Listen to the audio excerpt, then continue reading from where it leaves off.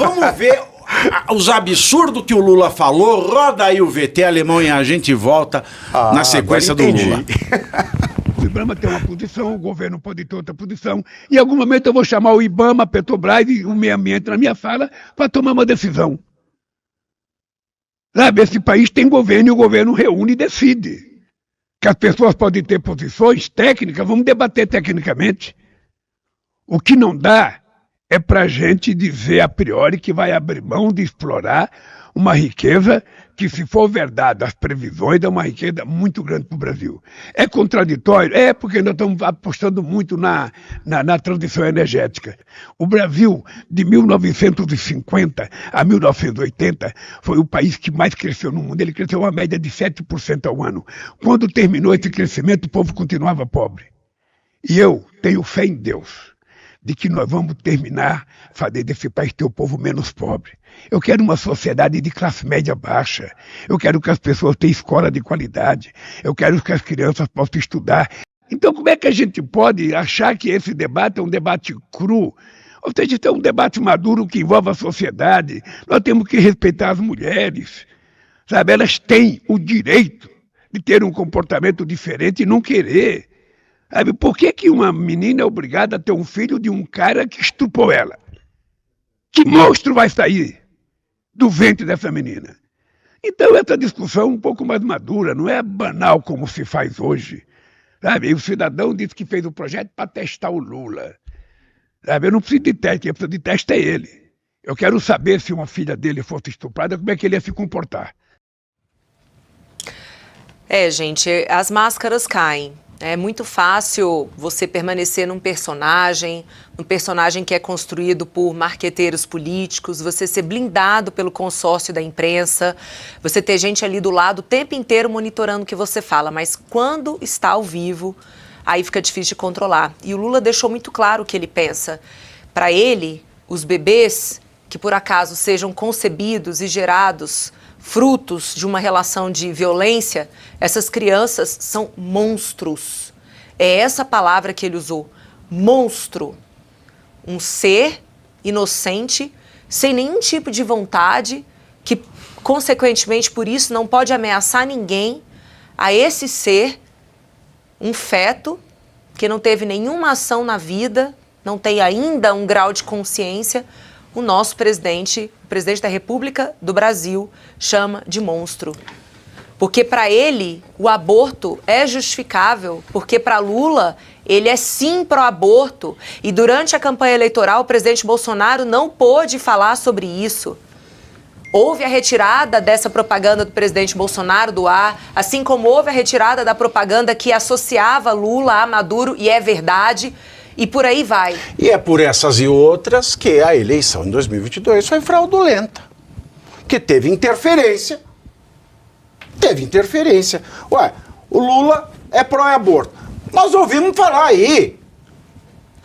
Tá na boca dele. Ah, não, o Lula tá lelé. Se o Lula tá lelé, ele não pode ser presidente, é ou não é? Pavinato, é fantástico o que você falou. Eu vou pegar um elemento do que a Júlia trouxe, que foi maravilhoso. As máscaras caem. O que mais me angustia não é a queda das máscaras. Sabe por qual razão, Júlia? Ele já estava falando sem máscaras durante o processo eleitoral. Por isso que a questão de considerar que houve fraude nas eleições não é questão de urna, deixa isso de lado. O processo inteiro foi estranho. E ele falava coisas do mesmo gênero durante o processo eleitoral. O problema é que qualquer indivíduo que fizesse uma interpretação para dizer o que ele queria era considerado fake news. Apenas dizer assim, o Lula disse que isso aqui é verde. A gente, não, isso aí é verde-limão. Ah, não interessa. A partir daí é fake news. E minou o processo eleitoral. Exatamente como você falou. Aí vem a questão quando você disse as máscaras caem. Por incrível que pareça, eu concordo contigo, mas eu trago um elemento. Ele passou o processo eleitoral sem máscaras. Por qual razão? Porque ele falava uma coisa para um, entrava em contradição, vinha um outro público. Ele esqueceu que nós estamos num mundo midiático. Que o que você fala agora está gravado e lá no outro lado do mundo todo mundo vai ver. Então ele mentia aqui, depois ele se contradizia ali, depois ele simplesmente falava uma outra história, ia para todos os lugares. Onde que está o problema?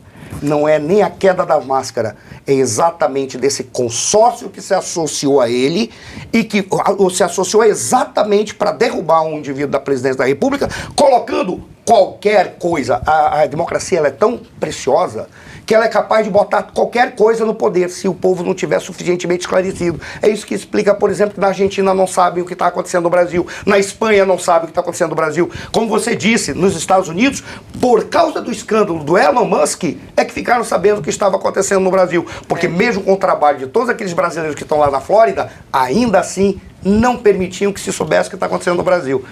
Só para encerrar, não é, eu concordo contigo, é isso mesmo, cedo ou tarde o mal mostra a sua verdadeira face, foi o que você falou, mas não é nem a questão da máscara, o que me angustia é todo esse consórcio de indivíduos que se associaram para permitir que alguém chegasse ao poder, para afastar um cara e destruir o Brasil, e ele que está acusando o Bolsonaro de ter destruído o Brasil, o Campos Neto está destruindo o Brasil.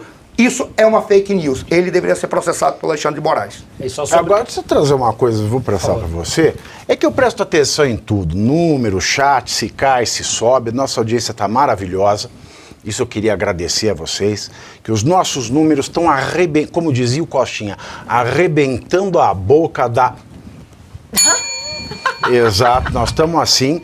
Mas eu noto uma coisa, Bruno Musa. Lembra que eu falei no começo do programa, você até ressaltou? Nós vamos falar coisas que ninguém desse horário está falando. Se você vai na Globo News, ninguém falou essas coisas do Alexandre de Moraes, do Mauro Cid, ninguém jogou esse vídeo do Lula, agora nesse horário. Se você vai na CNN, ninguém está falando desse vídeo do Lula. Não, só nas redes sociais. Se você vai na Jovem Pan, ninguém está falando desse vídeo, pelo amor de Deus, falar do Alexandre de Moraes. Ninguém. A gente está falando aqui, a gente se expõe, a gente se fala o que é certo, o que é justo. A gente põe aqui para você tomar conhecimento, porque democracia sem conhecimento, sem informação não existe. E aí eu noto o seguinte, o Lula pode falar a barbaridade que eu quiser, sabe por quê? Porque existe um grupo, né, uma militância, né, eu não sei que direita é essa, deve ser a direita do saco, né? Por exemplo, aqui, o senhor Bogardi, eu queria responder para ele porque ele já mandou 9.567 mensagens dizendo o seguinte, o Pavinato votou no Lula, é uma vergonha a Revista Oeste colocar esse petista aí. Então aí você veja que a gente está fazendo o que ninguém faz e ainda tem um gênio com J de jumento dizendo uma coisa, eu não ligo, falo o que eu quiser. Eu votei no Lula? Não votei no Lula. É a última coisa que eu teria feito da minha vida foi ter sido votar no Lula. Agora, vamos imaginar aqui, se eu tivesse sido petista um dia e hoje estava acusando, não é isso que é a democracia, não é jogo de convencimento? Essa não é a vida? Né? Por exemplo, se eu fosse um petista, votei no Lula, aí hoje eu sou contra o Lula porque eu fui convencido que ele faz a coisa errada. A democracia é isso, é um jogo de números. Você tem que conquistar o oponente e não matar o oponente. E não aniquilar. Porque eu vejo uma coisa dessa, tem aquele esse Bogardi, que deve ter a ver com Boga, né, esse nickname dele aqui. Que diferença tem você do Alexandre de Moraes? Nenhuma, meu querido. Absolutamente nenhuma. Então, além do fato de nós colocarmos a cara a tapa aqui, a cara e a coragem para trazer a informação nua e crua, a gente vê esse tipo de militância de gênio com J. Eu só queria desabafar com vocês. Bruno Musa, o que você achou dessas falas do Lula? Elas vêm encarrilhadas nessa sequência de Lula, Dercy Gonçalves do século XXI? Como eu falo nos meus vídeos, eu chamo ele de primata, porque ele continua parado no tempo há décadas, né? Então esse primata que usa, já que você mencionou a Globo News aqui, que muitos vêm chamando, e eu também, de a nova rede estatal do governo, quando ele fala algo chamando de monstros, os bebês, não foi isso, né? Foi. Teve um comentarista na Globo News, que é Otávio Guedes, talvez o nome dele, em que ele falou uma frase. Por que eu tô falando isso? Porque você falou que esse tipo de pessoa, tanto o primata Lula como esses primata jornalistas, o primata Lula, né? como esses jornalistas do governo. Você gostou? Qual que é? Você Primata veio Lula. alguma coisa na Eu cabeça? não sei, eu tô pensando. Eu acho tá que pensando se eu piada. fosse... Exato, por isso que eu pensei. Se tivesse uma associação de defesa dos primatas, eu processava você. Justo, cara, verdade. Perdoe os primatas, me perdoe eles. Tem razão. Vou pensar em outro. Mas enfim, o Otávio Guedes falou um negócio que, veja, eles podem falar o que eu quiser, mas olha só que absurdo. Eu não sei se vocês repararam, eu vi o corte lá, né? Ele falou o seguinte, que essa lei que o Lula chamou os bebês de monstros, serve para incentivar os estupradores a procurarem mulheres férteis. Como será, né? Pelo olfato? Será que o estuprador sai cheirando por aí procurando as mulheres que estão fértil? E que isso incentiva o estuprador a pedir a guarda do filho, porque a mulher estará presa e, portanto, ele pede a guarda do filho para continuar estuprando o filho. Mas pensa bem, se a mãe está presa, significa que ela abortou.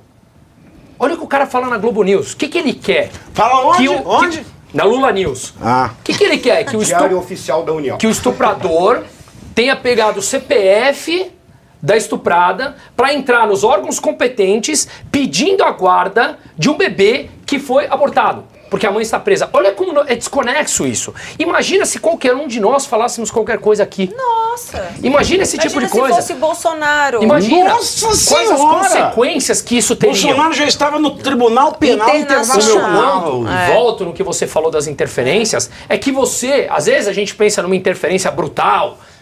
Isso é total forma de você mudar a cabeça das pessoas que não param para fazer as análises. Isso interfere em todo o processo jurídico, institucional, econômico, social e chega nesse país que a gente tem hoje, em que meia dúzia pode falar o que quer, não importa a asneira que for, e nós, ao opinarmos com dados, fatos e números, podemos ser calados. Esse é o Brasil de hoje.